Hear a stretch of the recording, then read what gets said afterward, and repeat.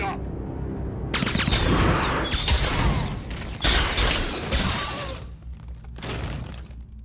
만달로리안 시리즈의 세 번째 에피소드, 죄악 에피소드는 쇼의 첫 번째 스토리 아크의 훌륭한 갈무리이자 만달로리안이 가지고 있는 이야기의 잠재력이 그야말로 무한하다는 걸 보여준 멋진 터닝포인트였습니다. 현상금이 걸린 어린아이의 비밀을 알게 된 만달로어인은 과연 어떤 결정을 내릴까요? 오늘의 만달로리안 리뷰는 방영 당시나 지금이나 큰 호평을 받은 제3화, 죄악 에피소드를 다뤄봅니다. 지난 2화에서 괴수 머드온을 함께 물리친 만도와 아이는 네바로로 귀환합니다. 포스로 괴수를 뛰어올리고 나가 떨어졌나 했더니 금세 체력을 회복한 순진한 아이는 조종석에 있는 작고 반짝이는 손잡이 레버를 가지고 놀며 마냥 행복해하지만 실상은 곧 제국 추종자에게 팔리기 직전인 상황. 만도는 의미심장한 눈초리로 아이를 계속 바라봅니다. 네바로의 뒷골목에 아이와 함께 도착한 만도는 딱히 아이와 작별 인사를 할 새도 없이 의뢰인과 그의 스톰트루퍼들의 순식간에 아이를 빼앗깁니다. 아이가 스톰트루퍼들에게 끌려가면서 만달로어인을 바라보는 가운데 약속대로 의뢰인은 베스카로 가득 찬 통을 건네주고 만도는 자신의 보수이자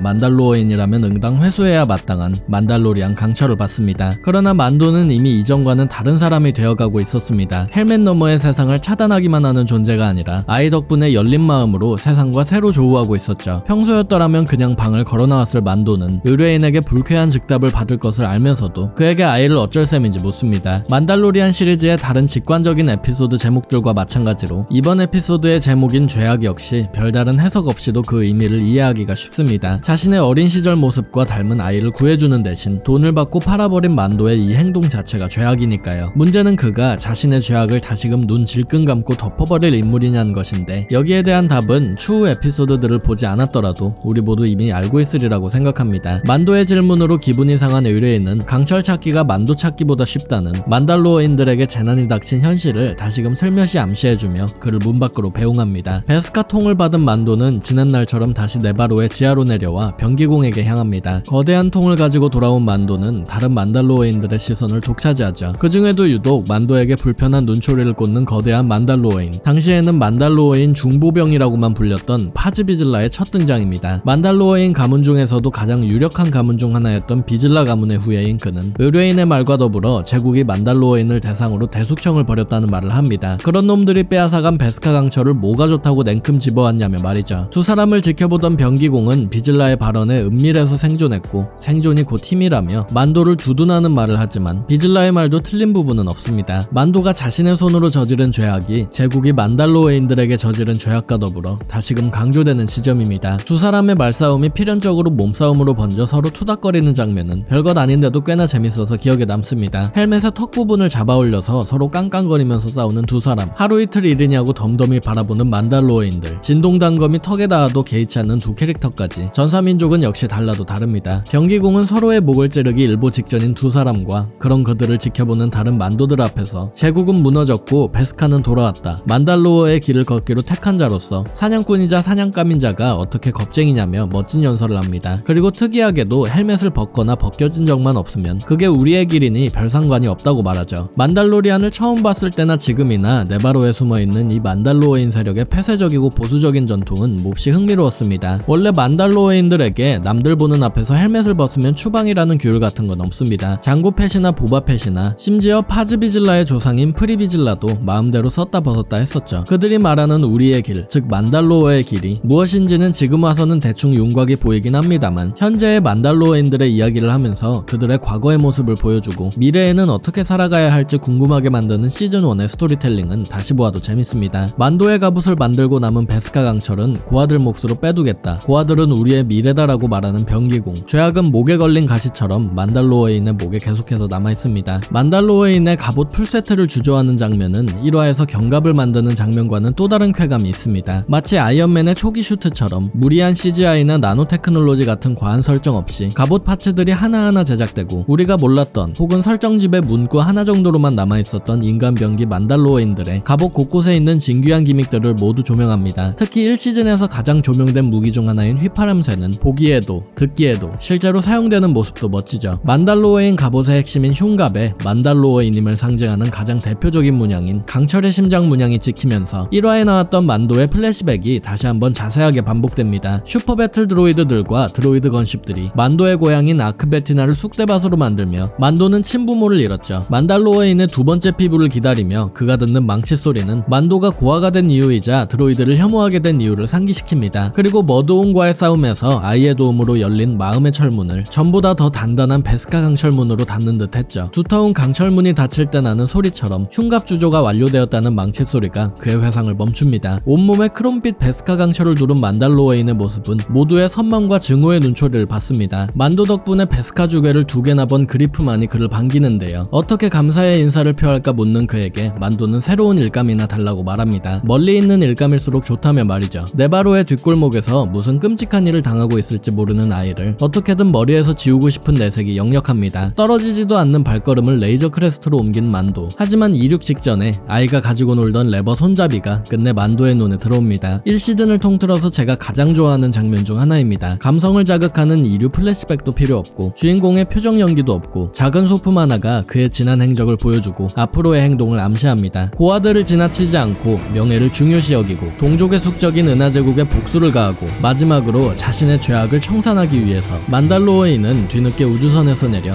네바로의 뒷골목으로 발걸음을 옮깁니다. 길드의 규칙에 위배되건 아니건 그 사실은 중요하지 않습니다. 이건 만달로어인의 길이 아니니까요. 이어지는 만도의 제국잔당 숙청쇼는 우리가 극장판에서도 다시 만날 볼거리입니다. 스톰트루퍼들을 권총으로 쏴 죽이고 화염방사기로 태워 죽이고 때려 죽이고 목 졸라 죽이고 칼로 찌르고 지난 1화에서 말했던 것처럼 매우 자극적인 액션이 이어지는데요. 만도가 발걸음을 서두른 덕분에 퍼싱 박사의 병실 침대에 누워있던 아이는 기적적으로 목숨을 구할 수가 있었습니다. 만도는 이제 자신의 죄악을 청산할 수 있었고 그보다 더 중요하게도 어린아이의 소중한 생명을 구할 수 있게 되었죠. 스톰트루퍼들에게 4대1로 둘러싸인 상황에서도 아이를 들고 있던 만도는 능숙하게 휘파람새로 스톰트루퍼들을 상대하며 전사민족 만달로어인의 이름에 먹칠을 하지 않습니다. 아마도 노림수이겠지만 존 파브로 감독의 아이언맨 1 장면이 떠오르기도 했던 지점이었습니다. 제국잔당 본거지에선 벗어났지만 사실상 용병일로 지역사회가 굴러가는 행성 네바로였기에 네바로 길드 전체가 만도를 뒤쫓기 시작합니다. 모두가 증오하고 부러워하는 대상이 배신했다는 소식은 그들에게 희소식이었죠. 하물며 머리수나 기술의 요소나 압도적인 우위에 있으니까요. 다시 한번 도시 전체가 주인공을 뒤쫓는다는 점에서 조닉 시리즈가 떠올랐던 부분이었습니다. 하지만 만도가 가장 위기에 빠져있던 그 순간 네바로의 지하에 숨어있던 동료 만달로어인들이 나타나 주변 전체가 블라스터포화로 번쩍번쩍해집니다. 당시에도 실사 매체에서 다수의 만도들이 액션씬을 펼치는 건 처음이라서 입이 떡 벌어졌는데 지금 다시 봐도 감동적인 장면인데요. 다만 3시즌까지 드라마를 본 입장에서 1시즌의 이 장면은 밤인데다가 지금에 비해서는 만도들의 액션도 삐걱거려서 나중에라도 발전하는 게 다행인 듯 싶습니다. 하지만 그럼에도 불구하고 에이리언2에서 영감을 받은 초대형 연사식 블라스터를 난사하는 파즈의 둔중함은 마치 육중한 전차 느낌이라 여전히 마음에 듭니다. 어린아이를 지키기 위해서 명예로운 만달로어인들이 갑옷 입은 기사들처럼 나타나 주인공을 도와주는 스토리도 참 좋습니다. 돈의 눈이 먼 그리프는 레이저 크레스트까지 쫓아와 그가 길드 규율을 깼다며 만도를 위협하지만 이미 만도는 마음을 먹은 상태였습니다. 돈의 눈이 돌아가서 어린아이를 납치하고 생체 실험에 쓰는 걸 눈 감아주는 길드 규율 따위 만달로어의 길에 어긋나면 무시하면 그만입니다. 어디까지나 만도는 길드 직원도 아니니까요. 그리프는 만도의 정확한 사격술에 나가 떨어지지만 운 좋게도 베스카 주교의 총탄이 맞아 두 번째 기회를 얻을 수 있었습니다. 가슴팍에 있던 두꺼운 무언가가 총알을 막는 장면은 진짜 클리셰적이지만 그래도 베스카를 쓴 재미있는 장면이긴 했습니다. 마치 전투기가 호위를 해주듯 제트팩을 달고 레이저 크레스트 옆에서 작별 인사를 나누는 파즈의 제트팩을 부러워하는 만도의 리액션도 재밌었습니다. 그리고 이번 3화는 아이에게 공을 쥐어주고 광활한 우주로 향하는 만도의 모습을 끝으로 시작 장면과 동일하게 어두운 우주를 배경으로 하지만 어딘지 모르게 훨씬 따뜻하고 희망적인 엔딩으로 끝이 납니다. 캐릭터 사용, 서사, 복선 모두 하나 꿀리는 것이 없었던 시즌1의 명에피소드였습니다. 만도에서 아이로 이어지는 서사의 연장이 좋았고 1화부터 3화까지 합쳐져 마치 만달로리안 시리즈의 제1장을 구성하는 구조라서 드넓은 은하계가 두 사람을 앞으로 어떤 모습으로 반길지 두 사람은 어떤 모험을 이어나갈지 궁금하게 만드는 멋진 에피소드였습니다. 특히 주변 캐릭터들 하나하나 모두 가지각색이고 쓰임새가 있어서 더더욱 마음에 들었던 것 같습니다. 더 넓은 은하계로 발을 딛는 다이나믹 듀오의 우주모험기는 4화 리뷰에서 이어집니다. 오늘의 영상은 여기까지입니다. 채널 구독하기와 영상 좋아요, 후원은 채널 유지에 큰 도움이 됩니다.